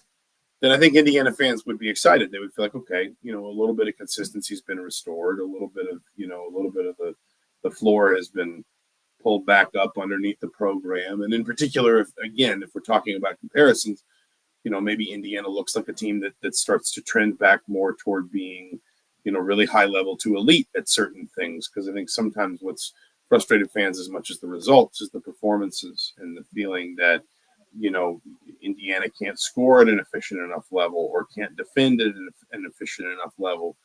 And that, everything's a chore, essentially. Like everything is just an almighty sort of struggle. Then I think that'd be fine. And I think Indiana fans would be excited. On the other hand, I also think that there's kind of no substitute for winning with IU fans now. And what I mean by that is, like, I don't, again, going back to Wednesday, last year when Kentucky announces Mark Pope, they turned it into like a big fan event. And I think there was sort of a feeling of, hey, the fan base had kind of just gone a little bit sort of, stale or apathetic, kind of near the end of John Calipari's tenure. Let's get him juiced up again. This is a son of Kentucky. We're going to turn this into a big pep rally, whatever. I don't think Indiana fans had the appetite for that. I don't think Indiana fans want to feel like they're being sold to. I think they just say, like, just, get on the court, prove it there, and we'll be fine. And I think that it's, listen, there's an extent to which that's always the case. I get that. But I think that this program where it is right now, on the one hand, I think fans will be relatively welcoming and forgiving if there is, even just a baseline amount of success that's restored. But on the other hand, you do kind of have to prove it, both because of what this program has been through over the last 25 years or so, and also because you look up and down, college basketball, and you see the Mark Popes, and you see the Pat Kelseys, and, even, I don't know, look at the KenPom top 10. You got Florida in the top 10. That's a second-year coach. You've got Texas Tech and St. John's in the top 10. Those are second-year coaches. It doesn't take long to kind of get that thing turned around. At least that's the perception. And I don't think it's a completely I don't think it's a completely unfair one, but like I said, it is just kind of this curious paradox of the job that, on the one hand, you're kind of going to have to prove it in the only way that really matters to IU fans. On the other hand, it won't take much, I don't think, for them to really get behind it, if you know what I'm saying. I agree. I'm sure you have something else coming out here soon. You've got plenty of content going on there at the Star about this. Yeah, I got something. Actually, I'll tweet it out after we get off air. I kind of slow rolled in the morning because I'm off today with the kids. But I just talked to a bunch of former coaches, or not former coaches, but coaches that worked against Darian DeVries either in the Valley or the Big 12, and just kind of got their thoughts on his offense, his defense, the sort of the defining traits of his teams. Talked a little bit about the way he used his son Tucker, because I think that's informative. Obviously, if Tucker DeVries does come to Indiana, Indiana's only going to get 1 year with him. But if you're Indiana, you're going to expect to have players, around that caliber, players that are, really high level and able to impact the game in a lot of different ways. You're going to expect to, have a lot of those kinds of players coming through your program. So how does he take a really talented, really versatile player and kind of highlight him within a system that gets the best out of the player and the team at the same time? So that's up on IndyStar.com now. And then I think, probably will, I think the next step is probably just monitoring a lot of the ins and outs. I think at any point in time, you're going to, I don't think there's a timeline for it. I think you could see a commitment on the way in just about any time. You could see an announcement on the way out just about any time. Certainly staffing, I think, is going to happen at roughly that sort of speed or that sort of pace. And so we'll see. Looking forward to it. Make sure you're giving him a follow, keeping up with all things that is pumping out over there at the Indy Star. Be a subscriber. Keep local papers alive, as well as thank you very much, buddy. Appreciate you as always. Thanks, Jim. Thanks for having me. Absolutely. Shiron Wilkerson up next with us after the break. Cannot wait. Jeffersonville. Let's get him back. Let's get him to the state championship game, baby. Back with more from the Hard Truth Distilling Company studios right after these messages. Andy Moore Honda is Bloomington's #1 Honda dealer for a reason. Buy a new Honda and get a 3-month break from car payments. That's right, no payments for 90 days. That includes the all-new, all-electric Honda Prologue, and you get it for just 0.9% financing, or the 2024 Honda Ridgeline Black Edition, or the Honda Accord LX, both for just 1.9% financing. Get more to your door from AndyMooreHonda.com, Bloomington's #1 Honda dealer and your best place for new and used vehicles. Ugly Grouper, located on beautiful Anna Maria in Florida, is the place to be, and not just because they have unforgettable meals, including locally sourced seafood. The Ugly Grouper has your favorite craft beers and cocktails, along with live music every day. The Ugly Grouper is family-friendly, able to host private parties, and has the biggest grouper you've ever seen. The Ugly Grouper is the place to be on Anna Maria Island, Florida. Tell them Indiana Sports Beat sent you. Go to theuglygrouper.com for more information. When it comes to apparel and promotions, FreeThink has you covered, literally, whether it's 24 or 200 shirts for sports leagues, businesses, or groups. FreeThink Apparel and Promotions can also create your very own merchandising store. FreeThink Apparel and Promotions did it for Indiana Sports Beat Radio, and they can do it for you. Whether it's screen printing, embroidery, digital printing, promotional products, vehicle wraps, or anything else under the promotional line. See what FreeThink Apparel and Promotions can do for you at freethinkapparel.com. Located on 325 acres in beautiful Brown County, Indiana, Hard Truth Distilling Company is the biggest and the best craft distillery around.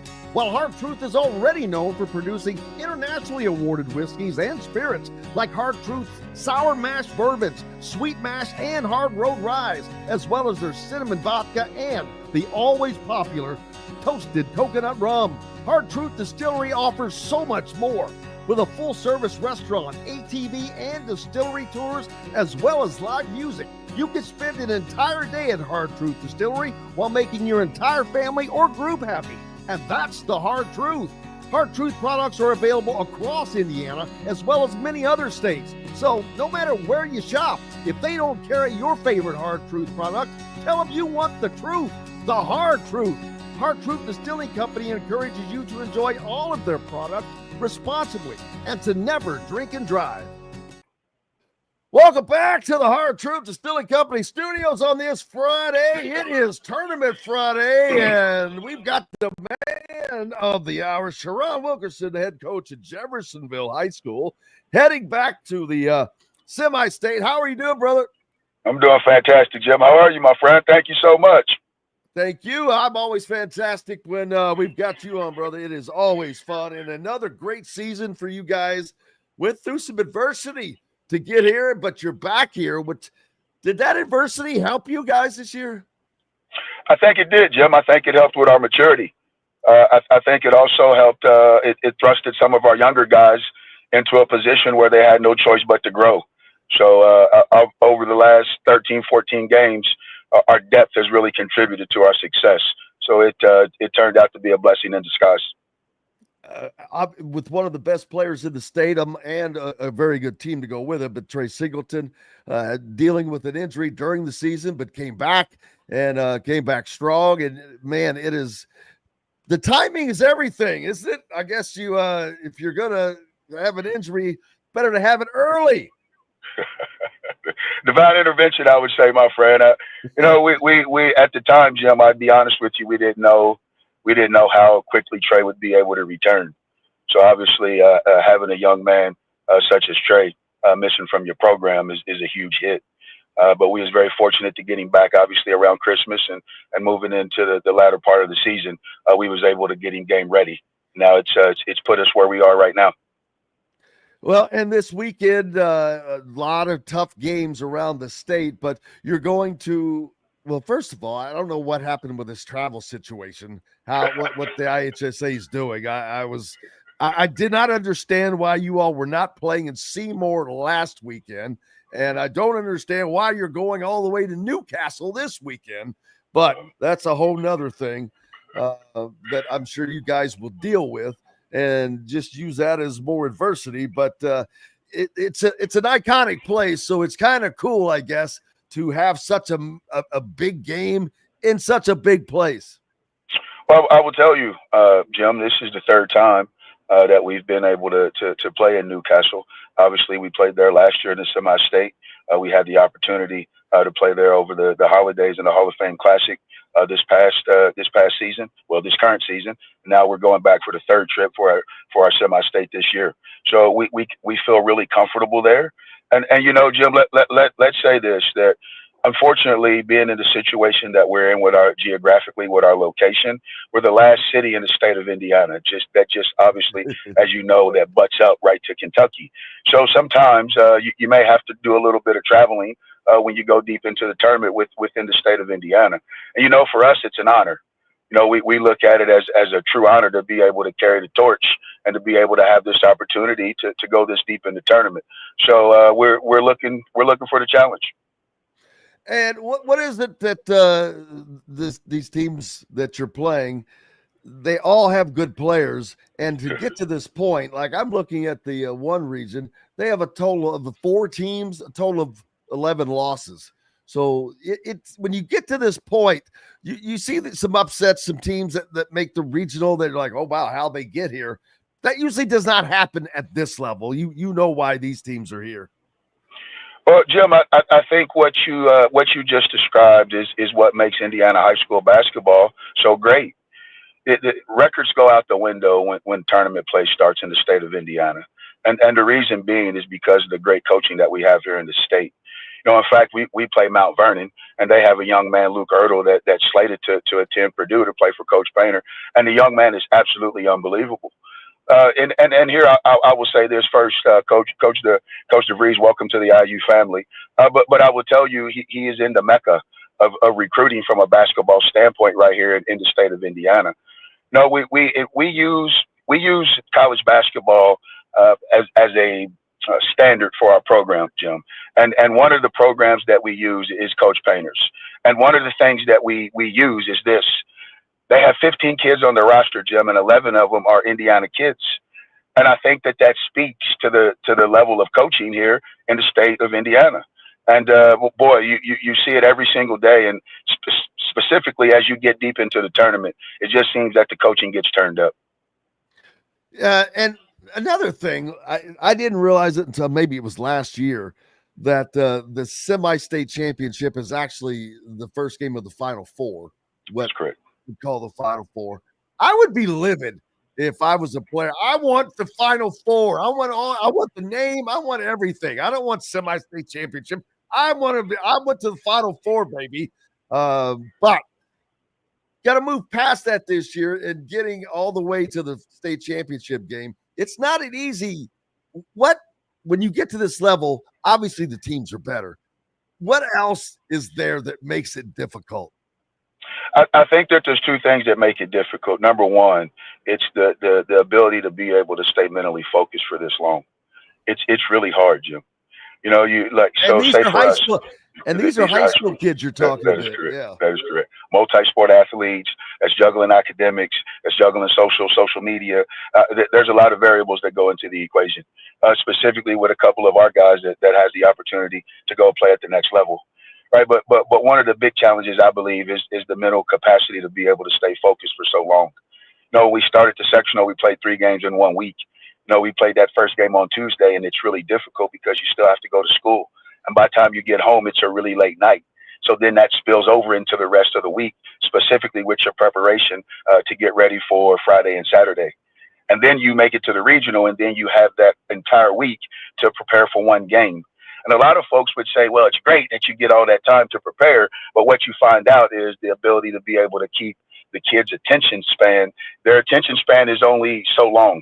So you have to be able to be smart in your time management and your preparation on how much information you give and how much time you spend on the floor. And then if you happen to make it to the position that we're in now you have to take all that into consideration with additionally the level of play and the level of coaching that now goes into it.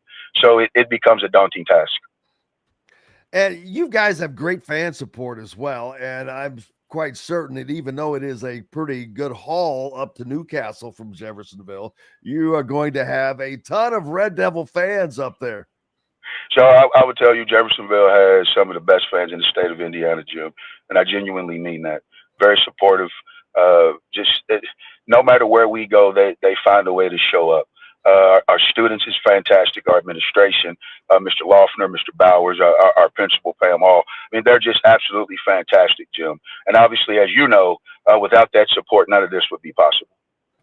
No, and we've seen that in Indiana, especially here of late, with President Pam Whitten and Scott Dolson did a great job with Kurt Signetti. We've seen what the transformation that happened there. Obviously, they just had another major hire in hiring Darian DeVries as the newest basketball coach. I know your focus has been on your team and all that you're doing, but I also know this stuff, you can't ignore this or you can't, escape it. It's going to get to you regardless. So what are your thoughts on the hire at IU? So I will tell you, I think that Mr. Dolson, I think that he did a fantastic job of doing his due diligence to find the best candidate to continue with the program. Jim, I would tell you, and now I'm in a unique situation. I was at the top of the Hoosier fan list, and then I was able to put myself in a bad position to get at the bottom of the Hoosier fan list, and then was able to get back to the top of the Hoosier fan list, if you will. So I can fully speak. Here's what I can tell you about Hoosier faithfuls. It's 2 things. Number one, people never get upset about things they don't care about. And the second thing is, I will tell you that if the Hoosier faithfuls are not getting what they want or what they view is the equal or the level that should be with the IU program, they're going to tell you about it, and they're going to be very passionate and very vocal. And I think that people need to definitely understand what they're getting into when they come to play when they come to coach, I should say, play or coach for a program as IU. I think they need to understand the passion that the fans have, Jim. That is probably the best way I have heard it described up to this point. I'm like, oh, wow, that's a different take on it. But that is so perfect and so right. It is. Boy, will they let you know about it. And they are. They still are right now. Not everybody's happy with it, but I think that one thing that I always say, winning cures everything, baby. If you win, everybody will be happy. So, Jim, let's please, for a second, please, IU fans, please consider this. I know that everybody has obviously the perfect candidate in mind, right? But here's what I would say: that the coaching profession is now flipping, right? The top guys in the business right now only have 2 national championships. Coach Pitino, Bill Self, and Coach Hurley just recently got his second one. You know, we got a lot of upcoming coaches in the business now, and it's starting to flip. And I think that Mr. Dolson, obviously, throughout the process and the due diligence, has found the guy who he believes is going to be able to represent us in a way that's going to put us in the top tier of the programs where we should be. But keep in mind this too, Jim, that because of the business is ever evolving, things are going to change, and it's going to change really fast. And you may get some guys in for 1 year that may help you carry your program, but then moving forward, those guys may be offered different opportunities, and you may have to go back to the saddle and may have to reload. And you may be in that posture quite often until the business gets settled, if you will. So I just think that because of the evolution that's taken place within the business of the business, right, I think that the fans need to see that picture. But then also I think that the fans need to understand, even though the business is changing, the game is still the same. We need to recruit, we need to develop, we need to teach. And I think if we can do those 3 things, IU will be right back where it needs to be. I know it's not true, but I feel smarter every time I have you on, just getting to sit here and listen to you, because your takes are always so, I love how they're just slightly different than everything else I've heard, but always dead on. That's the mark of an intelligent coach that I've been saying, gosh, I want to see you in college. Not that I try to take you away from Jeffersonville, but boy, your talents, they're very apparent, and just loved watching what you've done with Jeffersonville over the last couple of years. Not that they didn't have a great program through the years with Mike Broughton and others, but you have really elevated a program there that fan base. They've got a nice fan base as well, a good large school, but there's also a lot of pressure with that. No, I say all the time, Jim, that the Jeffersonville is it's the Kentucky, it's the IU, it's the North Carolina of high school basketball. So it's a lot of high expectations, not only from fan bases and current parents and players, but from former players, former administrators, community members, politicians. Business owners. It's something very unique, and to be in this position and have the opportunity at the success that we've had has been a true blessing. Well, it's been a blessing for them to have you. There's no doubt. When you get to this stage, do you hear from other former teammates or whatever? I know you're very close with Pat Knight. Probably may have to, when his season's over, you maybe get him on the staff as a consultant. Pat has been extremely important. Well, let me say this: the Knight family, just in general, Jim, has been extremely important in my success as a player and a coach. In fact, Pat was the one that actually pulled me into the Division I ranks. Without he and Coach Knight, I would not be here, Jim. So Pat is not only a mentor of mine, but a very close personal friend of mine. No, I've heard from a lot of the former players. I'm still close to Pat Graham, obviously, as you know. I talked to Brian Evans. I'm still waiting to hear from Leary. I'm still waiting to hear from Leary. I want to repeat that. No, I'm sure at some point Todd and I will catch up. But I couldn't schedule it. I wanted to, because he was on earlier, and I forgot to mention to him that you were on today. But I told him, he may have popped back on, which would have been good. And maybe I can send a text and see if I can magically make that happen. But I don't know. Jim, I would say again, people don't know that, Todd was extremely important. He was another one. I consider all these guys like my guardian angels, man. They was really good to me, Jim. And Todd was another guy. He was a big brother to me and was extremely important in my maturation and development as a player while I was at IU. So, and I value those guys' opinion more than they realize. So I think, obviously, being in this position with his alma mater, having the opportunity to also play for a state championship. It's just fun. It's fun. It's competitive, good, healthy competition, especially, coming from a former teammate. Well, absolutely. And it's good to have those guys to lean on, especially Pat Graham, who still coaches down at that. And you guys played against each other because was it last year or year before last? Because we had you on together, and that was a fun time. AJ Moye, I know, I've seen him down at your games before. So it's great to see those connections. Well, actually, Jim, it was a repeat. We just actually played those guys again for the regional championship, and we was able to get a win. But Pat and those guys down there, they do a fantastic job with that program and those student athletes.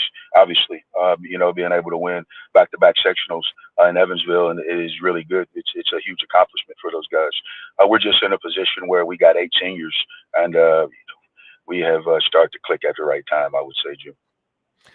Man, I didn't know that you. I was thinking you played Harrison or played a different team. No, oh man, I would have had you guys on again. That was fantastic. And the Evansville area. Speaking of that, Brad Brownell at Clemson. He had a great year, although I think they got beat yesterday. But his name popped up. Possibility as a candidate for when the IU job was open, but. Man, there's so much basketball that comes out coaching-wise of this state. Everybody thinks of the players, but the coaching that has come out of this state is nuts. There's so many that I don't even know about. I would tell you, Jim, that the coaching tree in the state of Indiana is like everlasting. It's beyond just the state, and it's beyond just the high school level. And there's something else too, Jim. I would like to add in here that. No, obviously with this transfer portal, right, and the NIL, I think that it's important to remember 2 things. Even though the NIL and the transfer portal has hit college athletics really hard, you still have to keep in mind that it applies to all business principles. Nothing supersedes the relationship, and I think that is getting lost in the translation of the business as it evolves. Right, obviously the dollar sign and the dollar figure is huge. Right, it's no different than being in the NBA. It's no different than being at the professional level, at the European level, if you will. But at the end of the day, the relationship with the student, athlete, and their families still has to be part of that equation. And I truly believe with the addition of the transfer portal and the NIL, that relationship is what's going to give it sustainability. That is what's going to re-recruit your student athletes, if you will, in this day and age, in the way this business is evolving. And I think that if you look at Rick Pitino, I think that he's kind of set the stage. Coach Pitino, please excuse me. If you look at Coach Pitino and the stage and the standard that he said, we will no longer recruit high school kids. I think that is something that has to be taken into consideration with the success. Now, I'm not diminishing recruiting high school kids, but I'm just saying that has to be a variable that has to be highly considered in the equation of the way that the business is evolving now, Jim. Yeah, it's just like it is a business. And why would you if you can get someone who has experience in doing what you want them to do, why would you not take them over someone that you have to put more resources and training into? Let somebody else put that into them. They'll transfer to you. Unfortunately, that is the mindset now. It's not something that I created or saying that I like it, but it is what it is. You have to accept it and deal with it, or you're going to get left behind. Well, I would tell you this, Jim. If you look at Auburn, I think right now that their average age on their roster is older than Oklahoma City Thunder roster. Yeah. So if you put that in perspective, right, you got 24, 25-year-old men competing against 18-year-old young men. That's a huge difference at that age. So just something to think about, just food for thought, right? Just something to consider as you navigate this landscape that's becoming so difficult. Yeah, and it's the money. The NIL aspect has driven the age up. I was talking about this earlier. You've got guys that are seniors But there was this long period we didn't see seniors anymore. It was one and dones, and boy, as soon as they hit 19 and would go, there's a lot less of that now. You have the Cooper Flags and guys like that, but man, it is really cut down on these one and dones. Well, I think now, Jim, that students and student athletes and their families are now able to reach financial security before becoming a pro. I think that's the thing that has really impacted the landscape, right? So, and then you throw this variable in there too, Jim. Now you can go to junior college for 2 years. You can get 2 years of additional training, right? From a social standpoint, from a developmental standpoint, from an academic standpoint. You go to a JUCO for 2 years, you get your associate's degree. Once you do that, you still have the opportunity now at 20, 21 year old to play 4 years at a 4-year university. Well, I'm going to bring you into my program as a 20 or 21 year old young man. You play 2 years for me. I'm going to take care of you NIL wise. You come play 2 years for me. You're going to get your bachelor's degree. And then if you stay that additional 2 years, I'm going to continue to pay you the NIL. Then you're going to get your master's degree from me before you leave. And depending on what tier you fall in, you may leave my program a multimillionaire with a master's degree. You've got the pitch down pat, brother. I just think if you understand the landscape, Jim, I think it's a no-brainer. I think that Stevie Wonder could see it. So, and I do. I hope they take advantage of the way that the business has evolved. You know, slowly but surely, Jim, we're just moving to the European model, and I think having that European experience really helps now the way that the business is moving. Yeah, and the NIL paychecks for a lot of these guys better than the G League, obviously, but also better than some that they would make in Europe. At this stage, depending on where you fall, if you're in the top 100 kids in the portal, if you're top 100 kids coming out of high school right now, I would say yes, you definitely have an opportunity to fall in that category, Jim. And I don't want to put a tag on it per se, if you will. Obviously, you know that it's going to fluctuate depending on the level of player. But here's what I would say: if you are in the college ranks, you have an opportunity.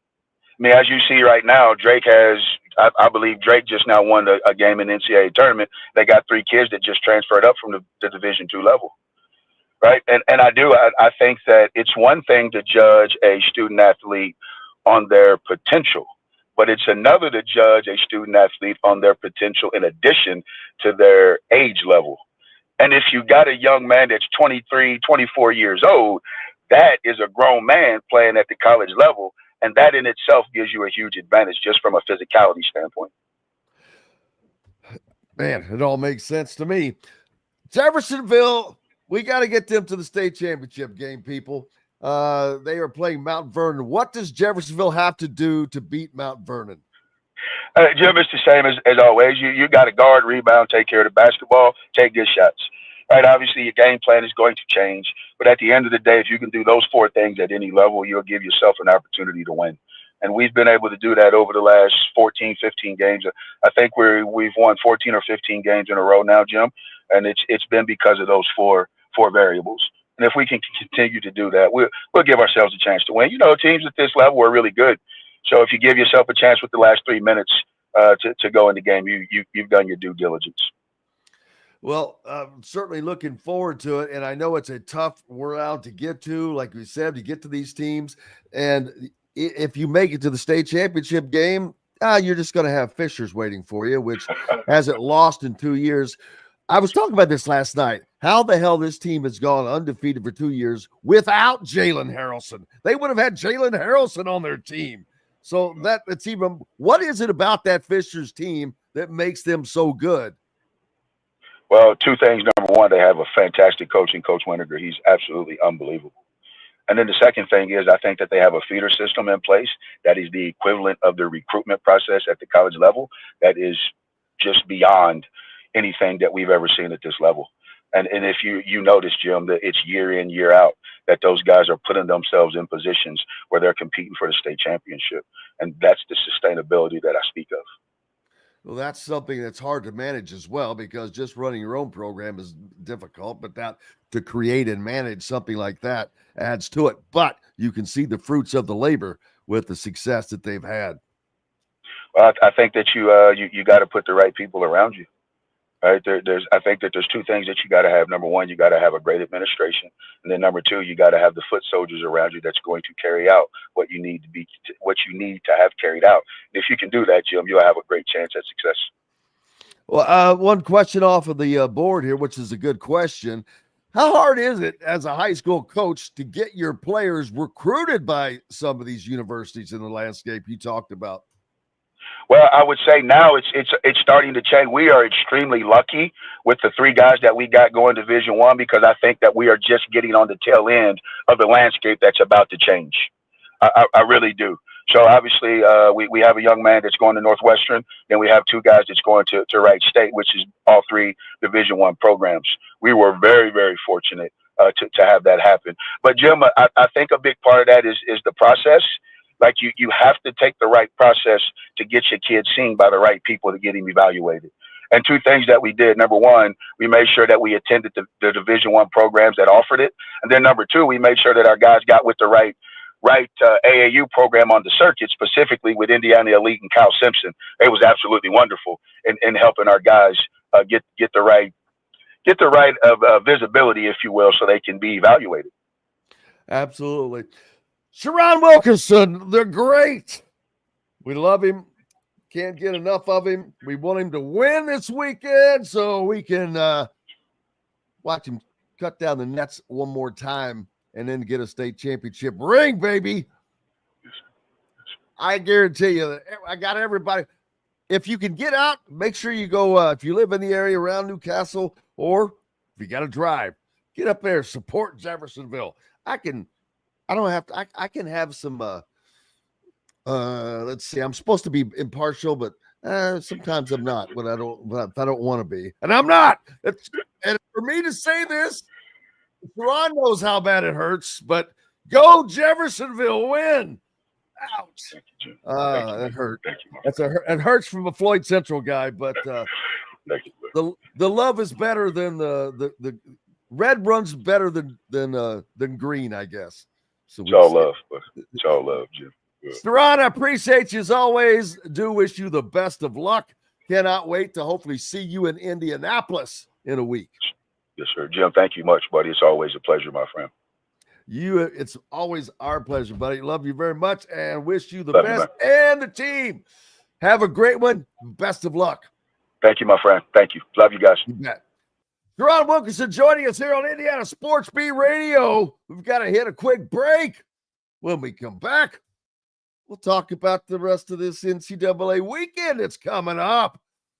Back right after these messages from the Hard Truth Distilling Company Studios.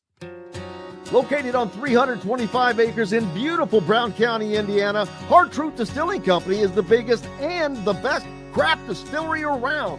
While Hard Truth is already known for producing internationally awarded whiskeys and spirits like Hard Truth Sour Mash Bourbons, Sweet Mash, and Hard Road Ryes, as well as their cinnamon vodka and the always popular Toasted Coconut Rum. Hard Truth Distillery offers so much more.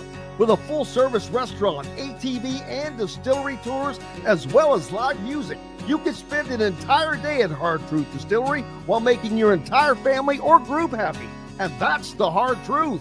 Hard Truth products are available across Indiana, as well as many other states. So no matter where you shop, if they don't carry your favorite Hard Truth product, tell them you want the truth, the Hard Truth.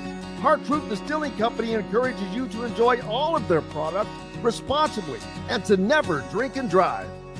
If you're looking for a new home in the Indianapolis area, you need Cheryl Sizemore from Brick and Ivy Realty. Cheryl Sizemore has over 2 decades of experience, and that could be the difference in getting the home you want in today's tough housing market. Reach out to Cheryl at CherylSizemoreSells@gmail.com or 317-701-0838. That's 317-701-0838. Let Cheryl Sizemore sell or find your new home today. Whether it's a night out with the family, after work with colleagues, or catching the game with friends, Bubba's 33 is the place for you. Bubba's 33 offers a mouthwatering menu of selections that are all made from scratch every day.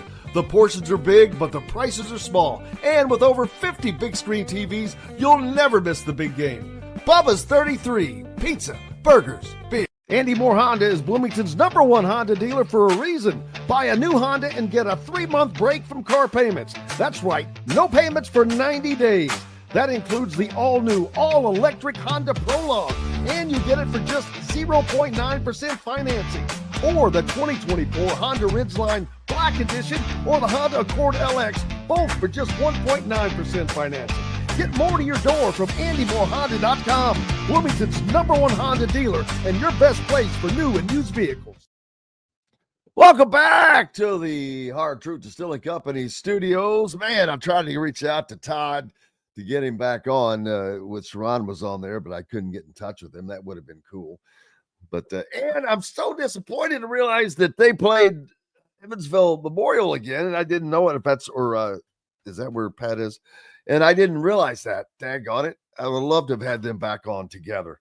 But we'll get PG on after the season. Well, his season has ended, so we'll get him back on here soon as well. Got a lot coming up guest-wise in the next few weeks. We'll have Trent Sisley on soon as well, so looking forward to that. But this weekend, baby, or today, hell, this weekend, nothing. Today, the NCAA tournament rolls on with 16 more games, including 2 more #1 seeds. But Mississippi State, Baylor, these 8-9 games, usually pretty good. Alabama, Robert Morris, I don't expect that to be much. Lipscomb, Iowa State. Colorado State and Memphis, probably not. St. Mary's and Duke. Well, that's Mount St. Mary's. That's not the same St. Mary's. Vanderbilt, St. Mary's. Damn, there you go. There's the other St. Mary's. Vanderbilt, St. Mary's. That could be a good game. North Carolina, Ole Miss. Chris Bearden taking on cheating Bubba Cunningham, so definitely want Ole Miss to win that. I hope North Carolina gets bounced. Maryland on the dais today, taking on Grand Canyon. Is that Bryce Drew still? Maryland, my pick, I hope that they get something done. I think that they will. #1, Florida. That's who I think will win the national championship. I didn't get to fill out a bracket, but I should try to just fill one out for the heck of it and then track it myself. We'll find out. Kentucky also playing today against Troy. Probably won't be much there. Marquette, New Mexico. That's an interesting matchup. So, and plenty more. Arizona playing today as well. Michigan State and Illinois from the Big Ten, along with UConn and Oregon. So, lots of games to watch up today, to catch up on today. Xavier, Illinois, that could be a really good game. Oklahoma, UConn, a 9-8 matchup. That should be fun as well. It was a fantastic program. Love you guys and appreciate you so much. Grateful to all of our guests, as always. Go out and have yourselves a great weekend. Enjoy the NCAA tournament. I hope you get some winners on this. And thanks to everybody that's participating in the bracket challenge. Again, I got blocked out. I couldn't even get in, and I missed it by like a couple of minutes of getting in. I could not believe they just kicked you out of the whole thing, but that's how it went. But, man, thank you for a great week, and looking forward to being back at it on Monday with the Fish, as he'll be joining us, and see what else we can get scared up. Until then, go out and have yourselves an enjoyable weekend. I'm Jim Coyle from the Hard Truth Distilling Company studios. I will see you on the radio the next time. Thanks for listening to Indiana Sports Beat Radio. Be sure to subscribe to our YouTube page for more clips and team coverage of Indiana basketball, football, and more. You can also find full episodes and tons of other content on thehoosier.com. We'll see you next time for another edition of Indiana Sports Beat Radio.